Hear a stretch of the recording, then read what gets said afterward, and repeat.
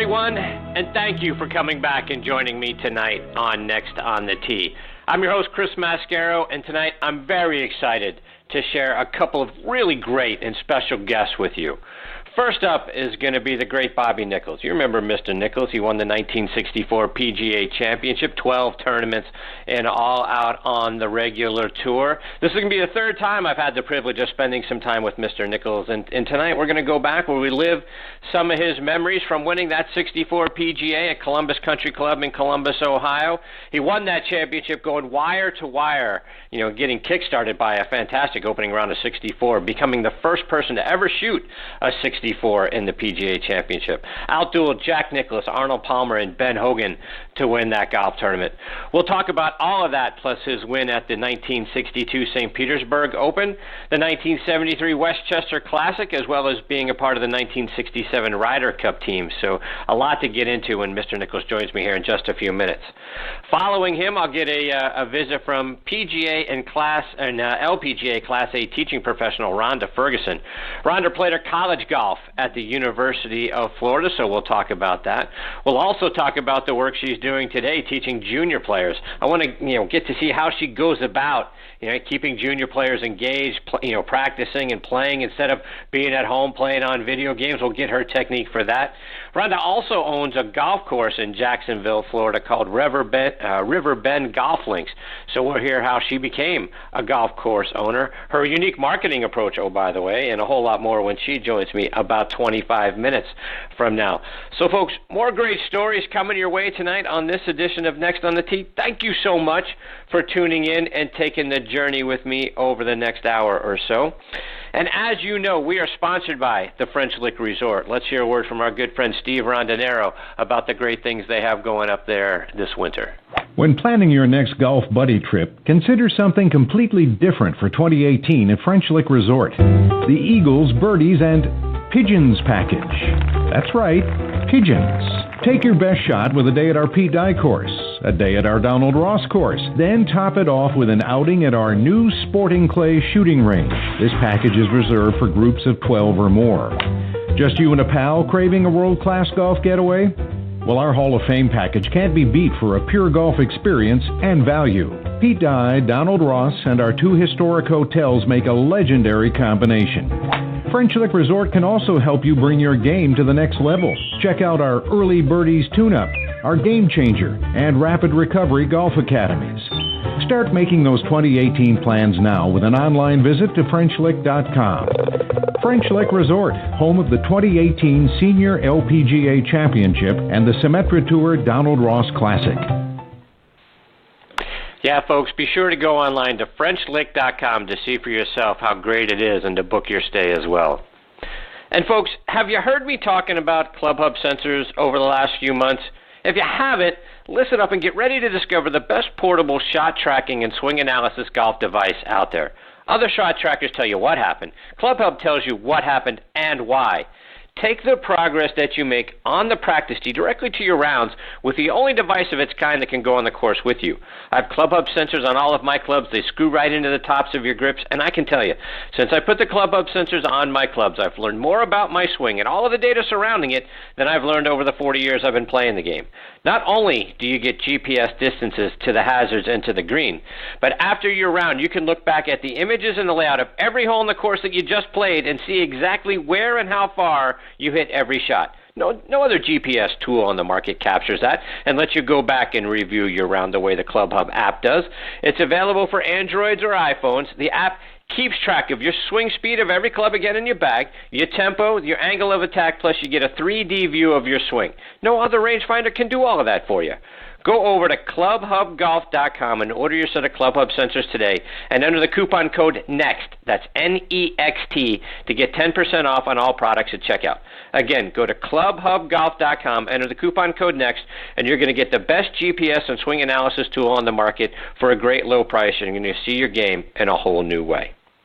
We are also excited to be partnering with the Ben Hogan Golf Equipment Company. They are back with the same great equipment that you know and love without the retail markup that you hate. Now you can buy premium Ben Hogan irons, wedges, utility irons, hybrids, and bags directly from the factory at a price your wallet's going to appreciate.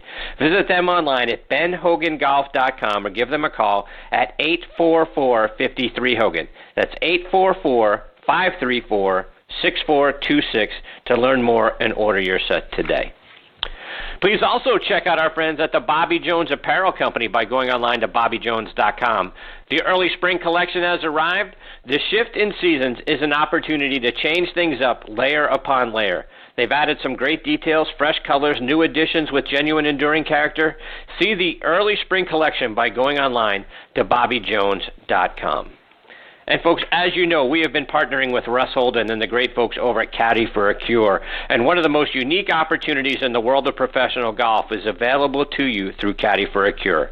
Spend a day inside the ropes with one of the world's best players as their caddy. It is a fantastic way to have the time of your life while you're supporting our wounded service members and Fanconi anemia. You're going to get to walk side by side with your tour player, experiencing professional golf as an insider. In addition to the amazing experience and the fantastic gifts you're going to get, is unbelievable. Caddy for a Cure is going to give you Under Armour logoed apparel, an eyewear package, a tour-grade caddy bib suitable for autographs and framing, a tin cup ball marking gift, chef's cut real jerky, plus professional photographs from your day. Go online to caddyforacure.com to learn more. All right, now back with me on the French Lick Resort guest line is Mr. Bobby Nichols. Let me give you some more background on Mr. Nichols. He is from Louisville, Kentucky, played his college golf at Texas A&M, where he won the Southwest Conference Individual Championship in 1952. He was a Southwest Conference medalist in 1956 and team co-captain in 1958. He joined the PGA Tour in 1960. He won 12 times on the regular tour, including the 1964 PGA Championship, won 3 more times out on the Champions Tour. In 2014, he was honored as a hometown champion by the city of Louisville when Valhalla hosted the PGA Championship that year. And I am both honored and privileged to have him back with me tonight here on Next on the Tee. Good evening, Mr. Nichols. Thanks for coming back on the show. Thank you, Chris. Thanks for the invite. So, Mr. Nichols, for those who haven't joined us the past couple of times you've been on the show, you started out caddying at age 9, and I recently had the privilege of having Caddy Hall of Famer Dennis Cohn join me here on the show, and he is working on a program to get caddies back in golf courses around the country. So caddy programs going in different courses all across the country, which to me is a great way to introduce more young players in the game. How important was it for you when you started caddying? How much did that develop your love for the game of golf? It did everything, really, Chris. I started caddying when I was 9 years old. That was 1945, and I caddied there until 1950 at Audubon Country Club there in Louisville, Kentucky. And back then, the celebrities were, I got this caddy for Pee Wee Reese. I was his personal caddy when he came home from the season with the Brooklyn Dodgers. And he was quite a golfer, and all those years of caddying, it really taught you how to swing the golf club just by watching and being around and know what to do at a golf course, and learn the mannerisms and the things and do's and don'ts of playing the golf and things. It was special. You just don't. It's hard to teach that. You have to learn it by being actually involved. So for kids, to get more junior golfers interested in the game and to, really kind of, get them there and keep them there, was being a caddy and being around the game of golf, was that the thing that kind of sucked you in and said, you know what, I want to be a part of this game for life? Absolutely. Plus, it's just a great atmosphere to be around, and you're around guys that are other caddies that they're working for the same as you are, and it's just a great relationships you have. And normally at a golf club, it's almost like the members are going to look out for the caddies and take care of them, and very rarely do they ever get into trouble on a golf course. So it's it's almost like a built-in babysitter for the family, where you can stay there all day long and caddy and just hang around the golf, and it's just a lot of fun just to be associated with something like that. I love it. How much did it impact you when you later on when you became a pro and you were out playing on tour, for things like knowing how to read a green, knowing distances and yardages and things of that nature? How much did the caddy piece help you learn all of those things and maybe give you a leg up when you went out on tour?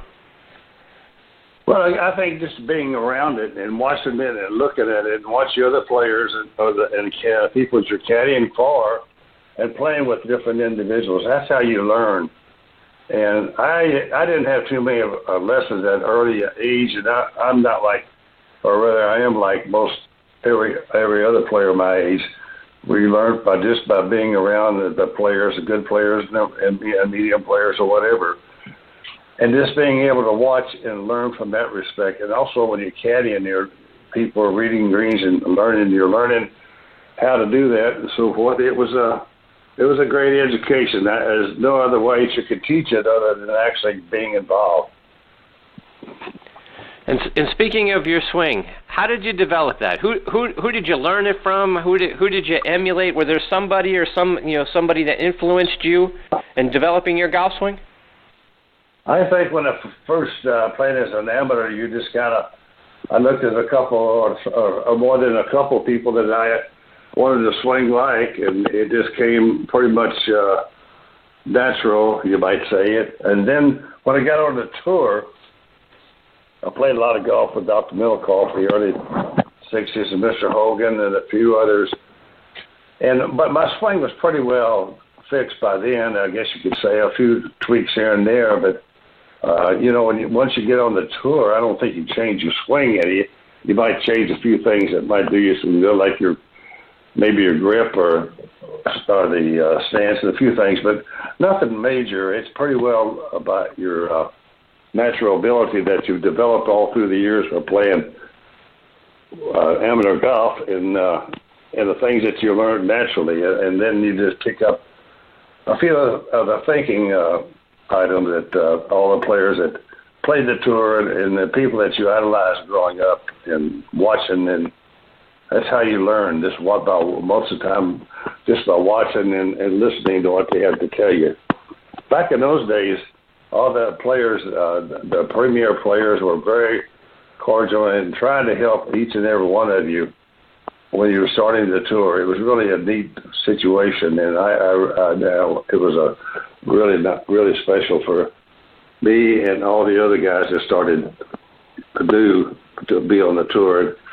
Have the people that we idolized and watched all our years as an amateur and watch them, and being able to be with them, and they're willing to help your game in any way, shape, or form. Mr. Nichols, you are a powerful golfer. I read a comparison that said back in the day you were John Daly long at that time. How far were you driving the golf ball back in your prime? I think Jack was probably the longest, certainly the most accurate, you might say, as an average. And there were a few of us. There were about a handful that could hit it, but today's it's quite a bit different. I'm laughing because to be compared to the hitters today is no comparison, because I think our longest hitters was anywhere from 275 to 280, and most of the lady golfers hit it that far today.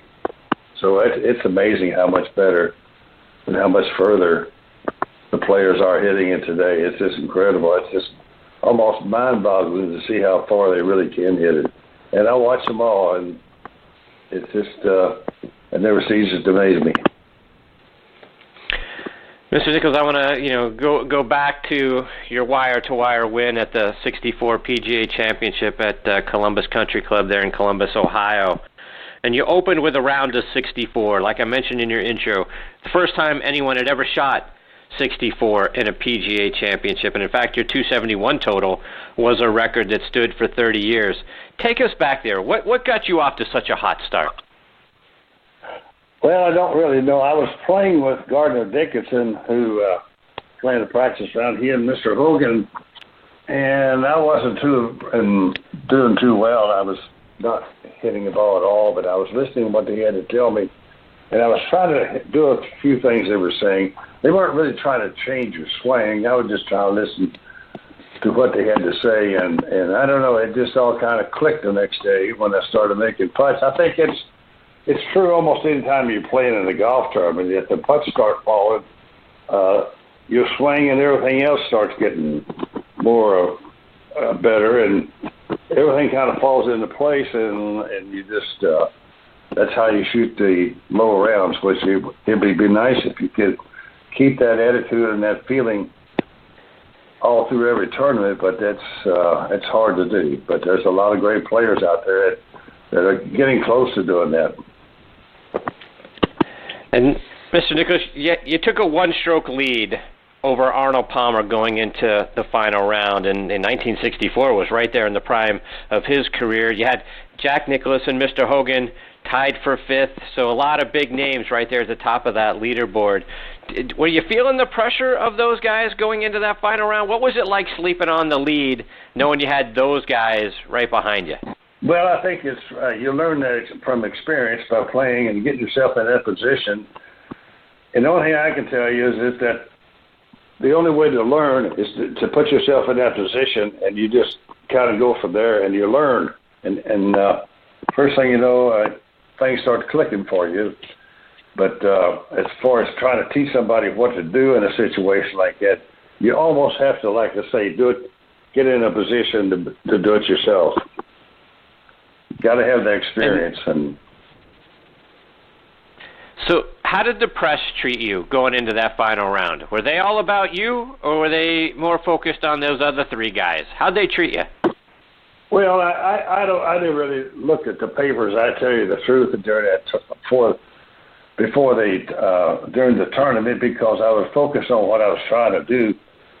It's pretty obvious that the press, with Jack and Arnold and Mr. Hogan, who he was, or the time, and so they were probably more focused on them as far as trying to say something about them and whatever. But they were very kind to me. They were very good to me. I had no problem at all with the press. They were very, very supportive, and I have no complaints at all. How about the galleries? I imagine you're trying to win your first major, and you're practically doing it, or attempting to do it, in Jack Nicklaus's backyard in Columbus, Ohio.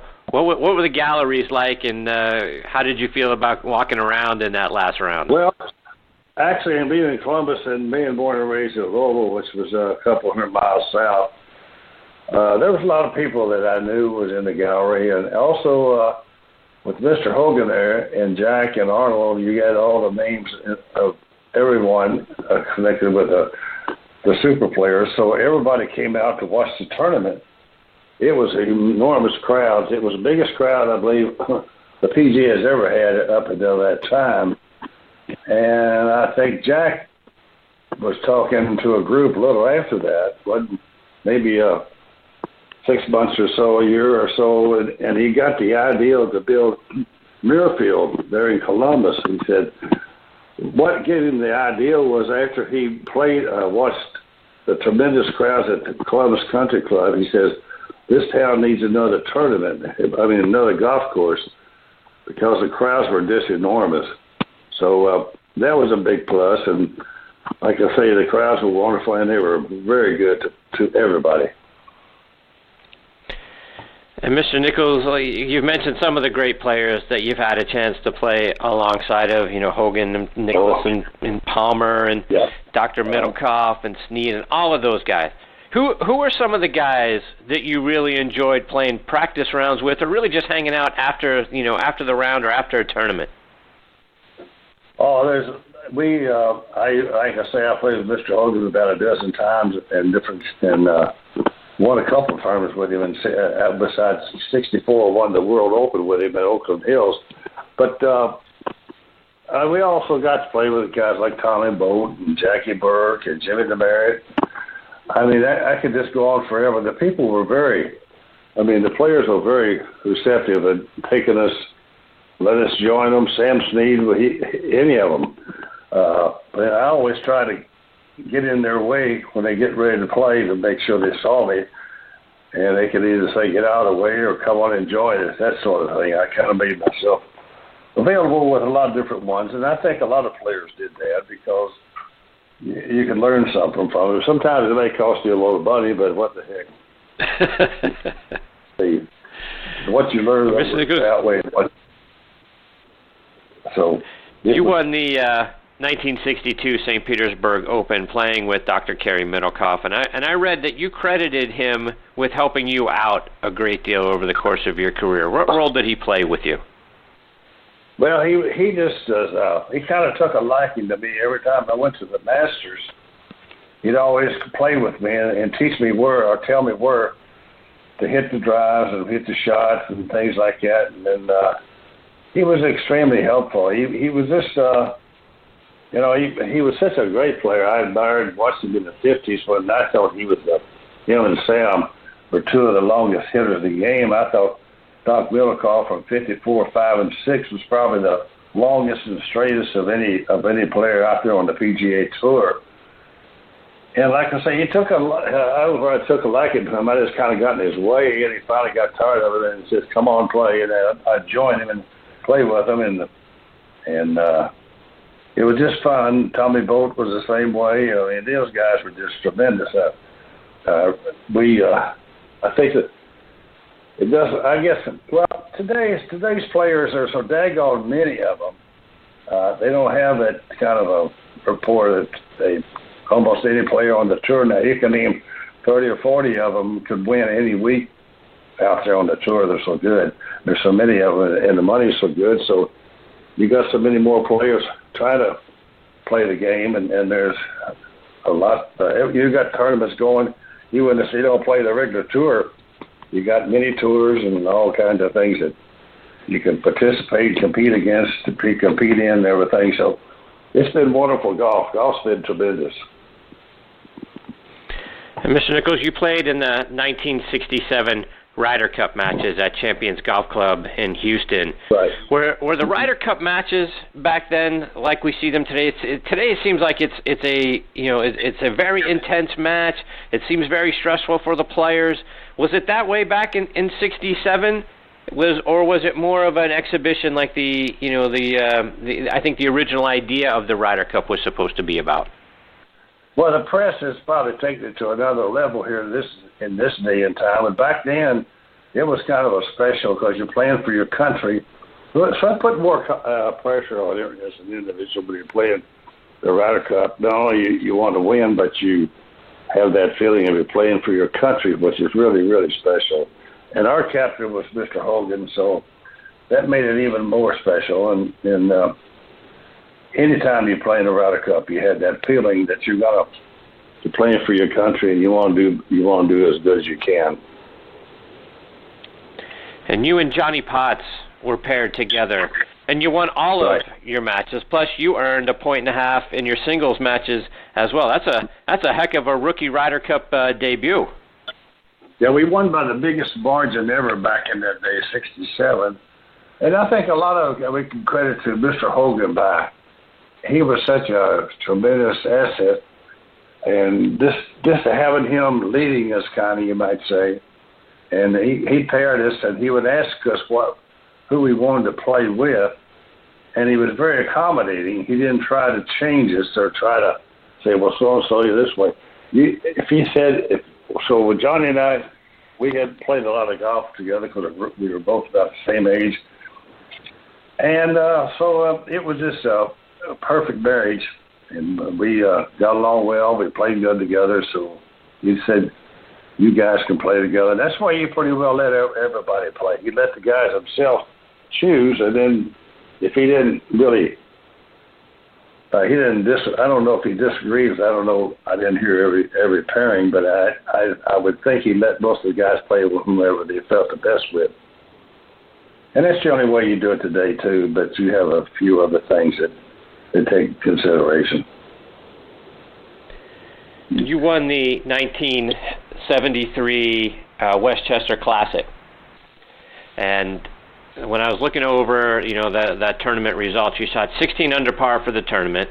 And Westchester was a big stop on the tour at the time. Westchester Country Club had a lot of celebrity members back in the day. What do you remember about winning that golf tournament?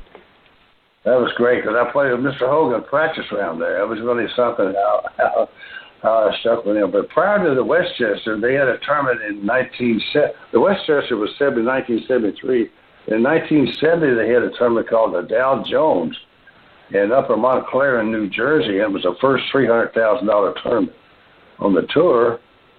And I was fortunate enough to win that. But then I get this letter, and it's from Augusta and Bobby Jones. And inside the letter, it had a clipping. It had a picture of me winning, but it also at the byline, it says, Bobby Jones wins Dow Jones. So I get this letter from Mr. Jones. He said, Dear Bobby, sorry about the misidentification, but you received a check. Continued success, Bobby Jones. And he signed it as 1970. And that was quite special to have something like that. That came out of the blue. I mean, who would, get a letter like that from them? One of the best ever. And no doubt. Yeah. So, quite special. And Mr. Nichols, 73 you played on the Champions Tour for several years, starting back in 1986, and actually won more money on that tour than you did on the regular tour. What did it mean for you to be able to have like a second life when the senior tour started out? Well, we all were very fortunate, and we couldn't believe what we were seeing, and we just couldn't wait to get out there and play. And we played pro-ams and tournaments on the senior tour, and like you say, we played for more money, way more money than we ever did on the regular tour. So it was like a bogey, I guess you'd call it. And we were fortunate we got a little extra. But anyways, it was quite nice. It really was. And we got to beat up the old guys, too. They came out and played, like Julius Boros, Art Wall, Dave Roberto, Davidson, Sully, and Bobby Bobtowski, Cary Middlecoff, of course. All of them played, and it was kind of a reunion. And we were lucky to be part of it, so we were in awe. 1989, you win the Southwestern Bell Classic. The win came 15 years after the last time that you had won on the regular tour. What did it feel like for you to get back in the winner's circle? It was fun. Like I say, we're mostly just playing for the fun and have a camaraderie and be with guys on the tour. We got and have a lot of fun. It really wasn't a lot to play for, but it was more than we had played for in the past. So it was nice, and but we all had a lot of fun. If we get through playing golf, we didn't go out and hit golf balls or practice or that sort of thing. We'd usually stick around the golf shop and have a few beers, and we listened to our friend Gay Brewer tell jokes and things, and we all got together, had a big time, laughter, and we did the same thing with the members. So they really enjoyed us, and we enjoyed them, and the tour kind of, it is today is tremendous. It's really done well.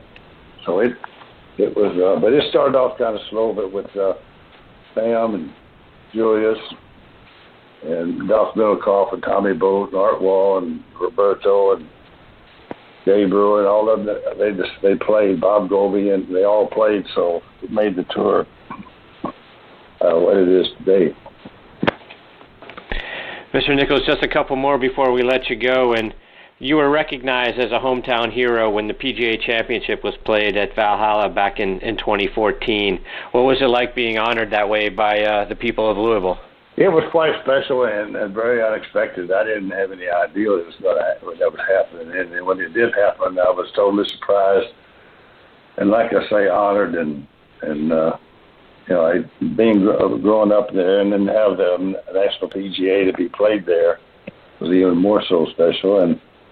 And the town has really gotten into golf and the golf tournaments, and of course with Justin Thomas being from there, he's the new king in Louisville, I would say, with the way he's playing, the way he's going to be playing from now on.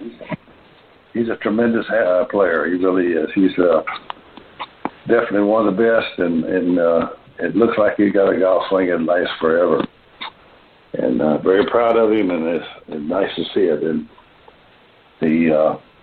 everything about the PGA, and of all things, his first major was the PGA, and he won in Quail Hollow in Charlotte this past year. And so that was quite a nice thing. Happy for him. And you have a golf course named in your honor there, right? What's your involvement with the Bobby Nichols golf course? Well, I don't have any involvement with it. I was done by the city of Louisville back when I won the PGA 64, and they put my name on it, but I don't have any connection with it other than it's run by the city and owned by the city, and it's pretty accurate. I mean, it's pretty fairly nice. I go by there. I've been around 3 or 4 different times, and I haven't played there lately, but it's nice. It was a nice honor. So that begs the question: how's your golf game? I don't have one. I know my legs are giving out on me. I'm just I'd rather watch than try to play. It's just I got a body that's been hammered pretty good throughout the years from time to time, and I think we all. I don't know if you do, Chris, but arthritis gets sets in. It's pretty hard to play. I remember watching Sam play, hitting the balls off the first tee during the Masters, and how his swing got shorter and shorter, and he could barely swing. I said, my goodness. One of the best swingers of all time. I thought, well, I guess I have to look forward to that. I hope. Well, on the other hand, it's better than the alternative. That's for sure. So, anyways, I don't feel like playing a whole lot. Really, it's just I go out and watch. I'd rather watch people play. Well, Mr. Nichols, it has been an incredible honor having you back on the show. I hope you'll continue to come back from time to time, share more of your stories and memories with us, because it's always such an honor and a delight to have you as part of the show. All you have to do is ask me, Chris. I'll be back. Thank you. I appreciate it very much, Mr. Nichols. All the best to you and your family. I look forward to catching up with you next time. Okay, thank you. Take care. That is the great Bobby Nichols, again, won the 1964 PGA Championship 12 times out on the regular tour, another 3 more times on the Champions Tour, and just an incredible gentleman. I can't wait to have him back on the show again. Hopefully I get that opportunity again real soon. Before I get to my next guest, Rhonda Ferguson, I want to give a shout-out to a few of our sponsors. First, I want to remind you about our friends over at SyncIt.com. You know how we like to keep things on the positive side here on Next on the Tee and have a positive approach both in life and out on the golf course. Well, we're excited to be partnering with the folks at SyncIt.com. Keep putting that positive thought of sinking the putt in your mind with their great line of T-shirts and hats. To win any golf tournament, you got to sink that final putt, right? We wake up every day to finish strong, sink the putt, close the deal, work hard, and get better each and every day. Have the confidence to push forward towards your dreams with unwavering passion, and you're going to sink it in life. Check them out online at syncit.com. And folks, you've heard me talking about Club Hub sensors over the last few months. If you haven't, for crying out loud, listen up and get ready to discover the best portable shot tracking and swing analysis golf device that's out there on the market. Other shot trackers tell you what happened. Club Hub is going to tell you what happened and why. Take the progress that you make on the practice tee directly to your rounds with the only device of its kind that you can take on the course with you. I have Club Hub sensors on all of my clubs. They screw right into the tops of your grips, and I can tell you, folks, since I put the Club Hub sensors on my clubs, I've learned more about my swing and all the data surrounding it than I've learned over the last 40 years I've been playing the game. Because not only do you get GPS distances to the hazards and to the green, but after your round, you can look back at the images and the layout of every hole of the course that you just played and see exactly where and how far you hit every shot. No other GPS tool on the market captures that and lets you go back and review your round the way the Club Hub app does. It's available for Androids or iPhones. The app keeps track of your swing speed of every club in your bag, your tempo, your angle of attack, plus a 3D view of your swing as well. And no other rangefinder can do all of that for you. Go over to clubhubgolf.com to order your set of Club Hub sensors today and enter the coupon code NEXT. That's NEXT to get 10% off on all of the products at checkout. Again, clubhubgolf.com, enter the coupon code NEXT, and you're going to get the best GPS and swing analysis tool on the market for a great low price, and you're going to see your game in a whole new way.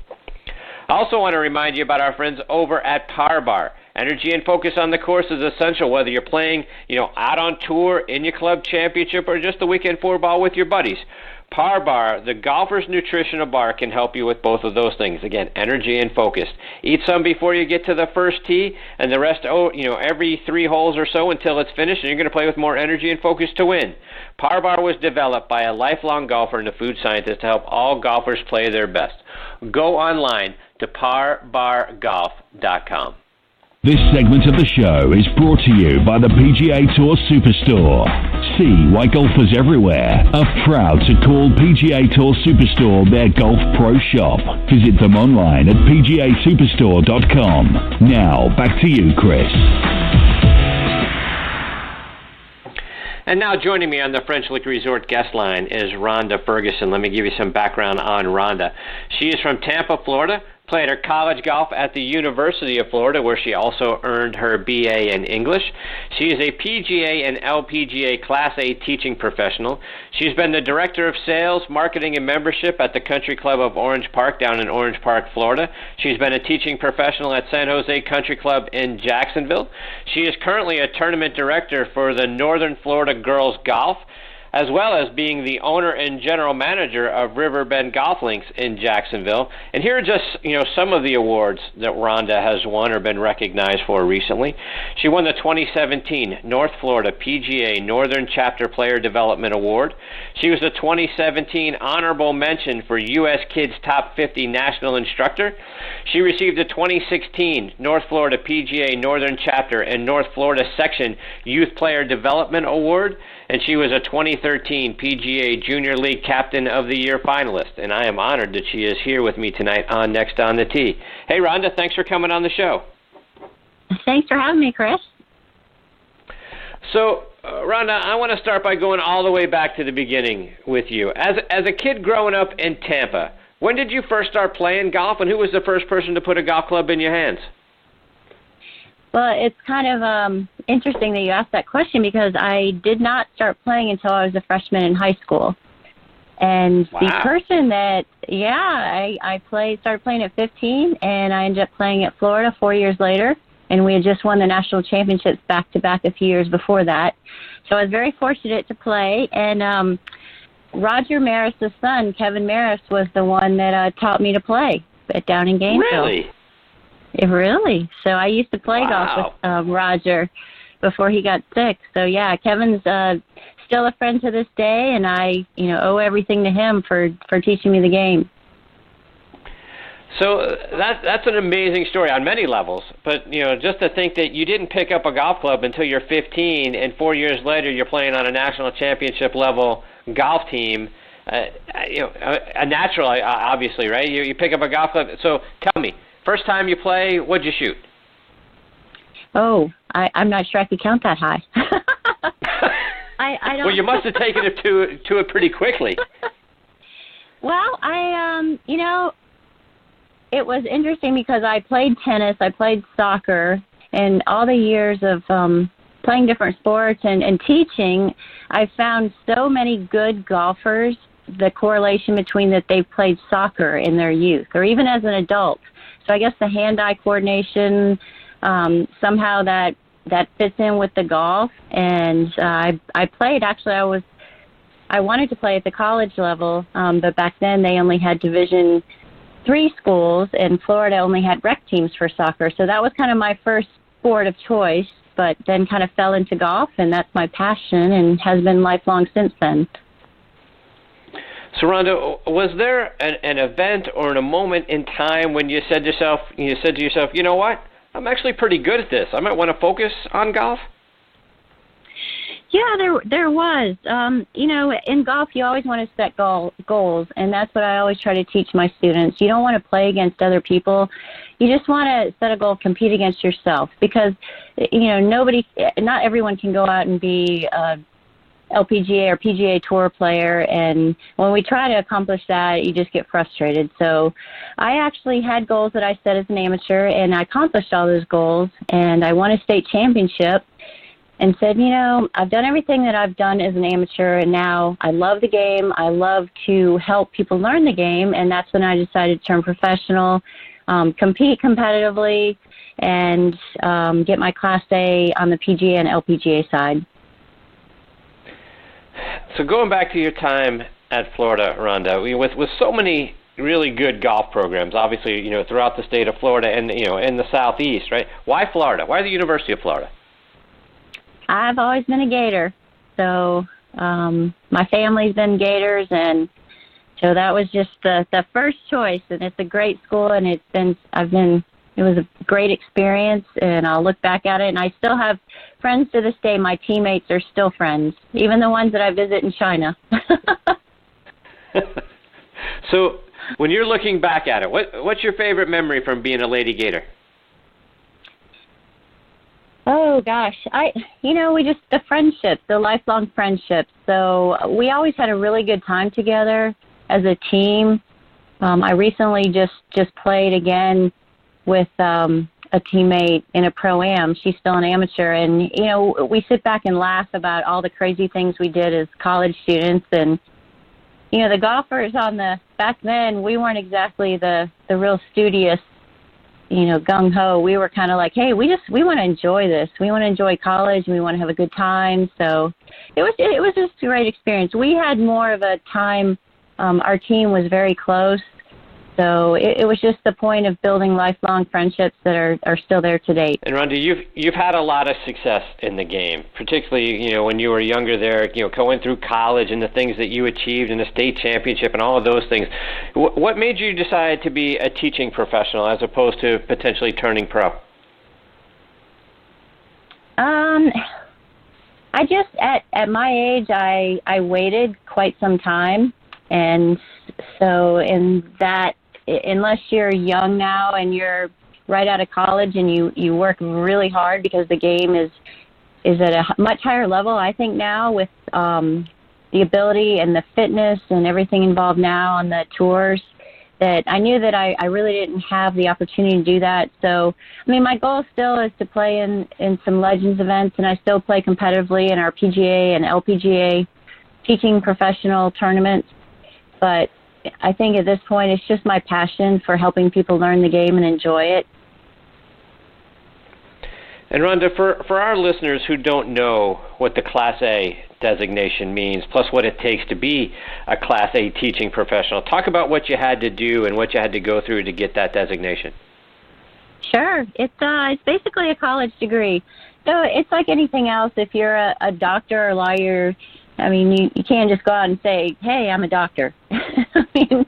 So it's going through a tremendous amount of education and training and real-life work experiences.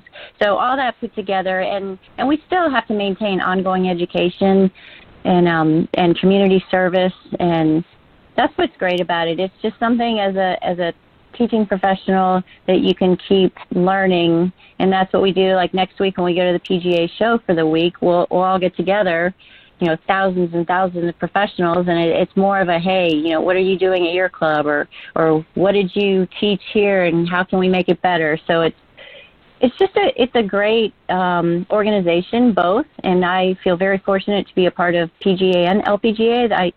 I know there's approximately, there's only a couple hundred of us that are dual members. So it's just been very interesting between the two, between the PGA and LPGA, and learning how each organization operates differently, yet there's so many congruent things together that you can learn from, and the different people. And talk about the education part. What is the ongoing education piece? We have coaching summits, we have just marketing classes, we have, the main thing now that's big in the PGA and LPGA is diversity and inclusion. So we have speakers that, we're really trying to open up the golf world to everyone. And that's always been my goal, is for every person, regardless of age, race, income level, to be able to play golf and enjoy it. Because as you probably know, the biggest two reasons why people don't play golf is financial and time. So I think that's important that we open up those areas of diversity and inclusion so that everyone can learn and enjoy the sport. And Rhonda, when you're working with younger players, I'm really curious to get your thoughts. How do you keep young players interested in coming back to practice and play versus, what so many kids do is sit at home and play video games? Well, we make it fun. So kind of our quote at our golf course is "Make golf fun again," and that's a friend of mine, Locke Kyle. He has trademarked that, believe it or not, and that's what we try to do. We make things to where all of our clinics and camps and all of our programs, even with our girls golf program, are not for profit. That we have events all throughout the area. Kids are learning, but they don't know they're learning.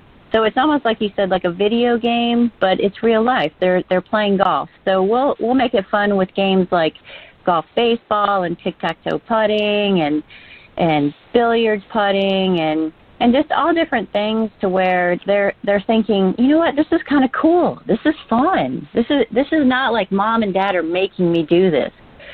So I think that's the key, that you've got to make it fun for the kids. And you do a lot of work with tournaments. As I mentioned in your intro, you're a tournament director for Northern Florida girls golf. When you're talking to girls and you're teaching girls and the girls playing in these tournaments, how do you help them handle tournament pressure for the first time? Well, my theory, whether it's young children or adults, I think the main thing for pressure is that golf is fun. Enjoy it. It's a sport, and go out and hit one shot at a time. And that's the key. When you stand on the first tee, you just want to hit one shot. And you're going to have a bad hole, you're going to have a bad shot. It doesn't matter who you are. Every single person that plays this sport, that happens. So, perfect example, the other day I was playing in an event and finished the round, and the group I was playing with said, "Hey, nice round." I'm like, "Oh, wow, what did I shoot? I don't know." Because I hit one shot at a time, and then you add it up at the end, because, to be honest, it is what it is, right? I mean, you can't take it back. So the more we stay in the moment and the more we enjoy the moment and just play one shot at a time, and that's everyone. I'm like, you know what? Go out there, have fun. Don't worry about what everybody else is doing. Hit one shot at a time, and then add it up in the end, and it is what it is. So to that point, right, and that's a great thought. Because what you said earlier, we all have a bad hole. We all have a bad shot. For kids that may not have the patience, or they get down on themselves, how do you teach them to put the bad swing or the bad hole behind themselves so that it doesn't end up being a string of bad holes?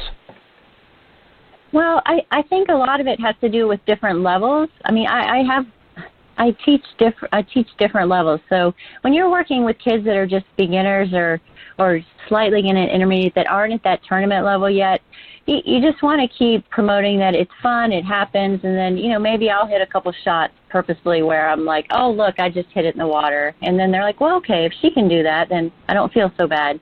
And then when you get to the tournament level, I think the most important thing is that the parents, I've seen it too many times, is don't put too much pressure on your children, especially when they're young, because they'll end up not enjoying the sport. So I think the key still is just don't let things bother you.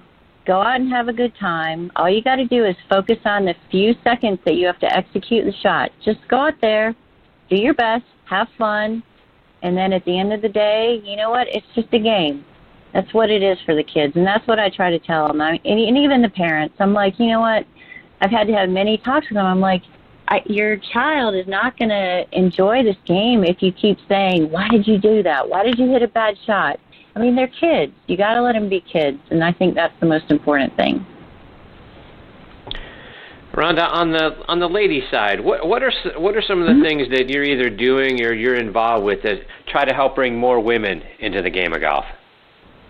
On some of the committees in our section level that I'm involved with, they're really working hard, and I give the PGA credit now. They understand that this is important, that we're losing a lot of golfers. We're not getting more golfers, so we need to really focus on women.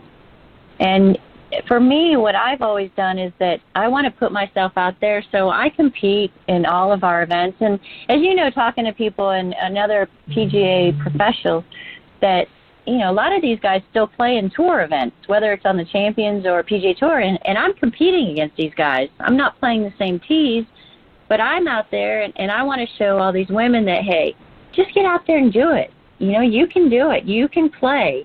Don't be intimidated. And I think that's always been a big factor, is that women are intimidated. So I try to do a lot of things. We just had a boot camp on Saturday for women.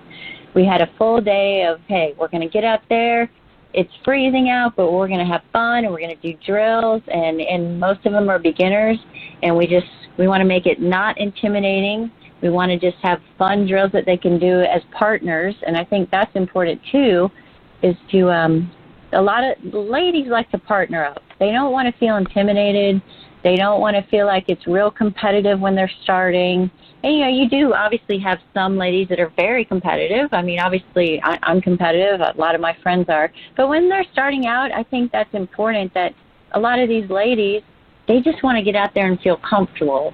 And that's the key, is just being comfortable and starting from the beginning with, like, our Get Golf Ready for Ladies classes. It's strictly for ladies so that they don't have to be intimidated by anybody. And, because a lot of them say, well, this is a stupid question. What is a shaft? What is a grip? Well, it's not a stupid question, but, around some of the men, they might think, well, gosh, they just think I'm a dummy.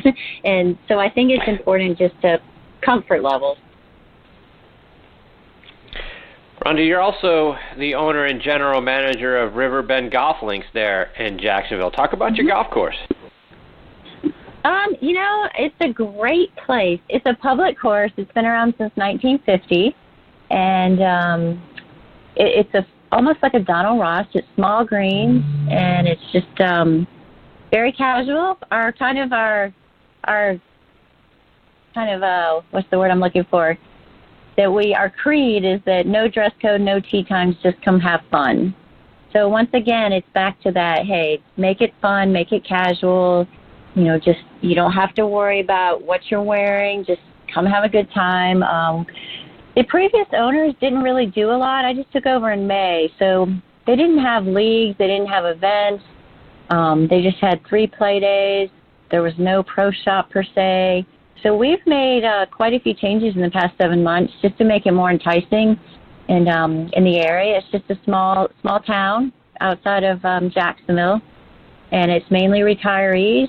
A lot of snowbirds, except for right now where it's almost snowing here. So it's not been conducive to play.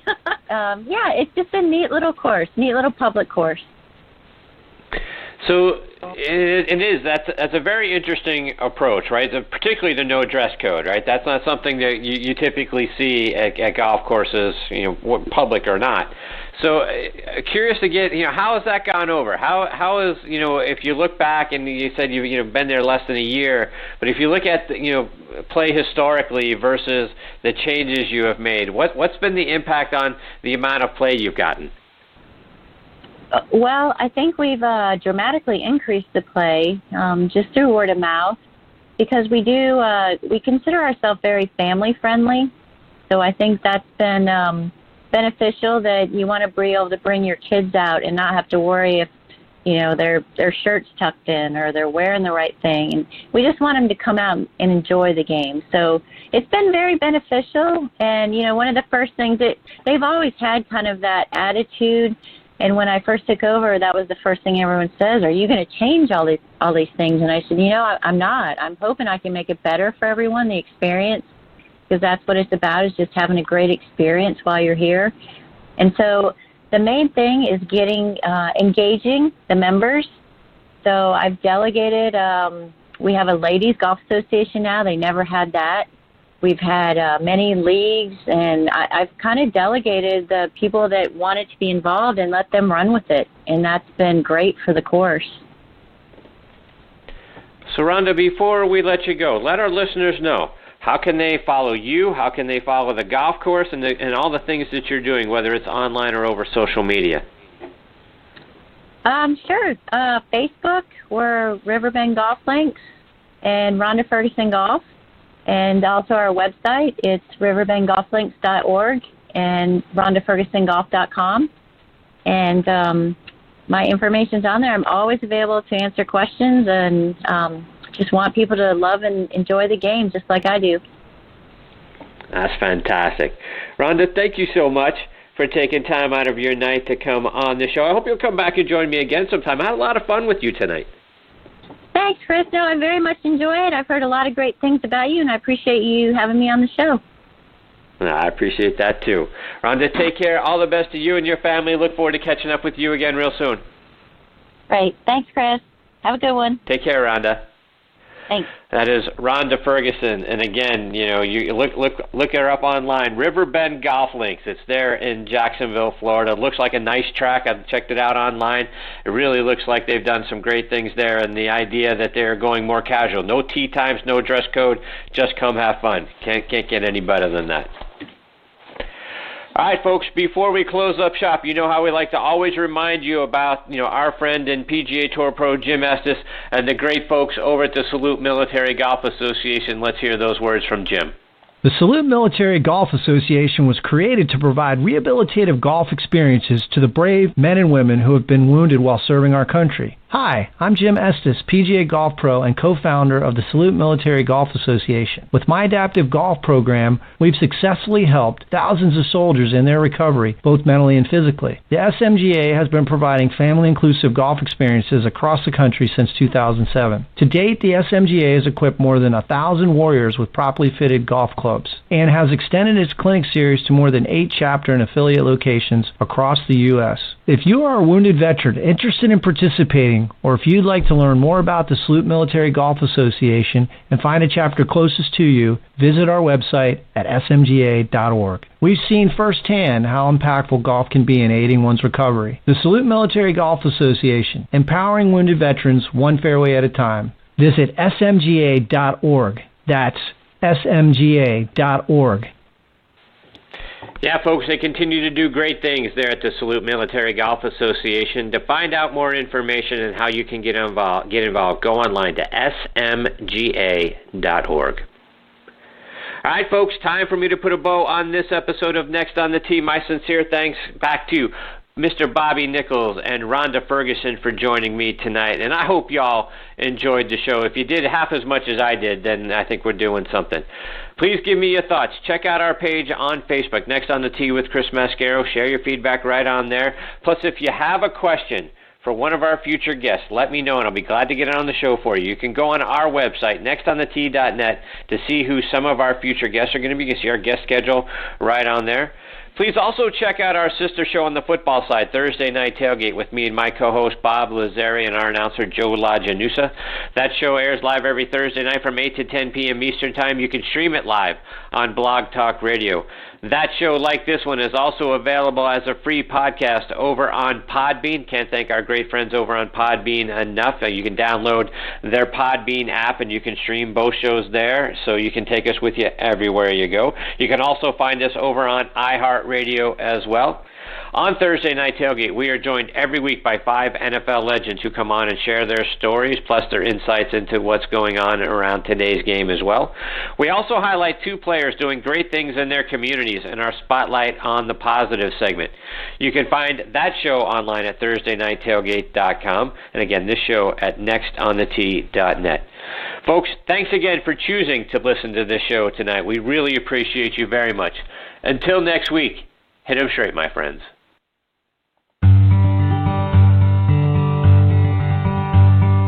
You've been listening to Next on the Tee with Chris Mascaro, where PGA and LPGA pros and top instructors and media members go to tell their stories. Join us the same time every Tuesday to hear more stories about the game we love from people who love sharing those stories with you.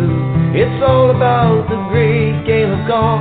It's all about the great game of golf.